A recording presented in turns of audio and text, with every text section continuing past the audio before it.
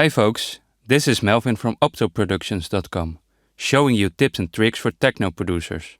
In this video I want to show you a great way to achieve more depth in your mixes, and that is by using slap delay. A slap delay is basically a very short delay. It originated from a time where tape recorders were still a thing. Because it takes a while for tape to physically move between tape heads, there's a slight delay between the input and output. The higher the speed of the tape recorder, the shorter this delay would be. So why is it called a slap delay? That's because it sounds very similar to a slapback echo, the echo you get when you clap your hands in a large room. It takes a while for the sound to bounce around the room and get back to you. Slap delays are therefore really useful to add depth to your mixes without drowning everything in reverb. Let's take a look at one example. I've set up some drums and added a return track in Ableton. On that return track I've added a delay effect with the feedback amount set to 0 and the dry wet dialed all the way up. The delay time is set to 20 milliseconds. Let's listen to the drums without any effects first.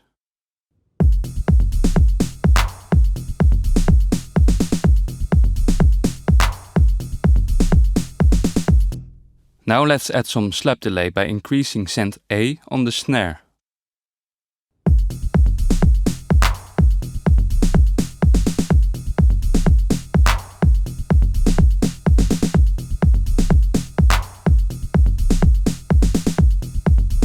You hear that?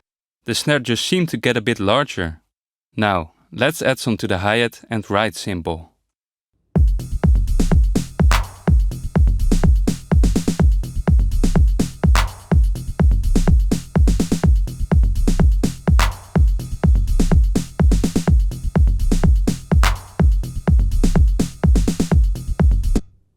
Even by using one single delay, we get a serious amount of width out of it. Let's listen to the before and after.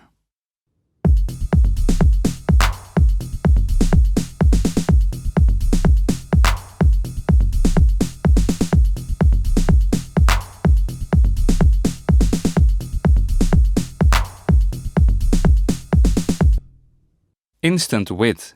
Now, let's see what happens if we increase the delay time.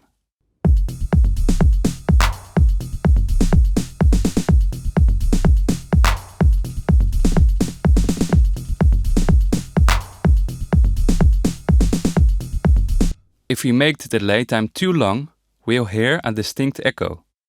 The delay time is too long for us to integrate the direct sound with the delayed sound, and we start to hear two separate sounds instead of one. Now, notice what happens if we make the delay time too short.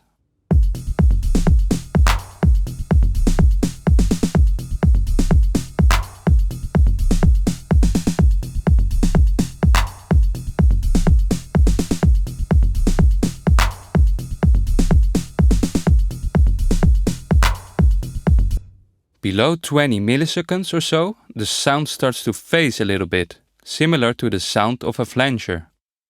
This is called comb filtering. It causes peaks and dips in the sound that we usually want to avoid. You can see this pretty clearly if we increase the send level and look at a spectrum analyzer.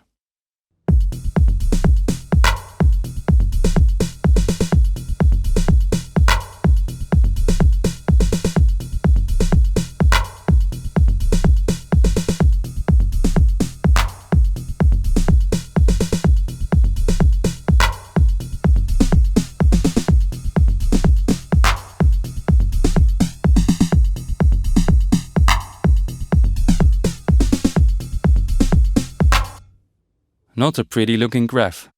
So usually it's best to leave the delay time between 20 and 80 milliseconds. These settings change a bit from sound to sound, so go ahead and experiment with different settings. We've only used a single delay so far. Now, let's use a stereo delay by deactivating stereo link. The fun part is that we can now add different delay times to the left and right channels. Think of this as using two tape recorders running at different speeds. Or imagine standing in a room closer to the left wall. The distance to the left wall is shorter than the distance to the right wall. Let's set the left delay time to 20 milliseconds and the right delay time to 40 milliseconds. Let's take a listen.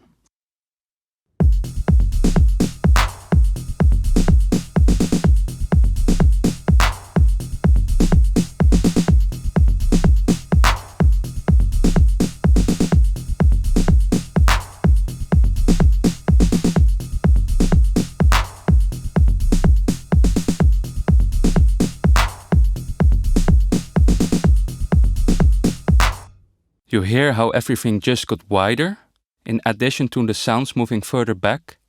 Let's try another example. Let's use it on bass, because why not? There are no rules here.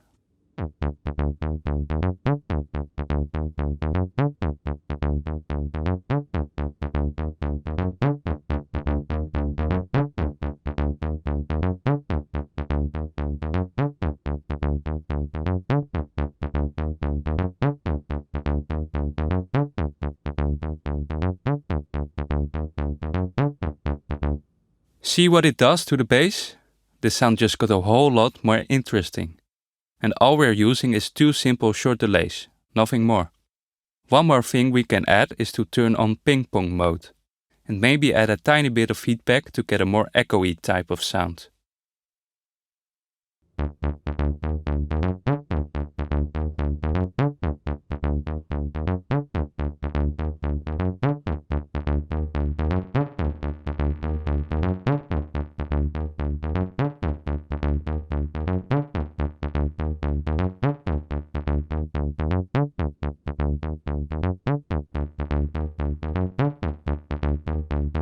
Let's add in the other drum sounds.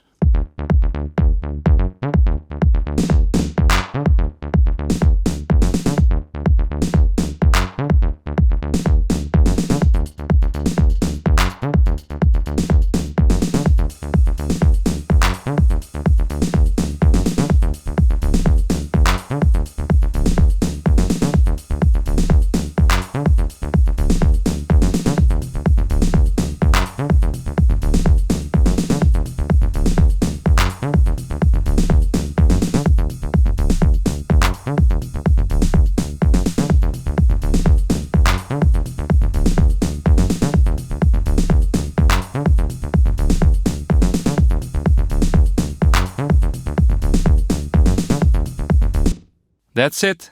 Slap delays are very powerful tools to achieve depth and width in your mixes. I use it on drums and monophonic instruments all the time to make it sound more interesting without cluttering up your mix. That's it for this video. I hope you enjoyed this, and if you have any questions, please let me know in the comments. See you soon with another Techno tips and tricks video.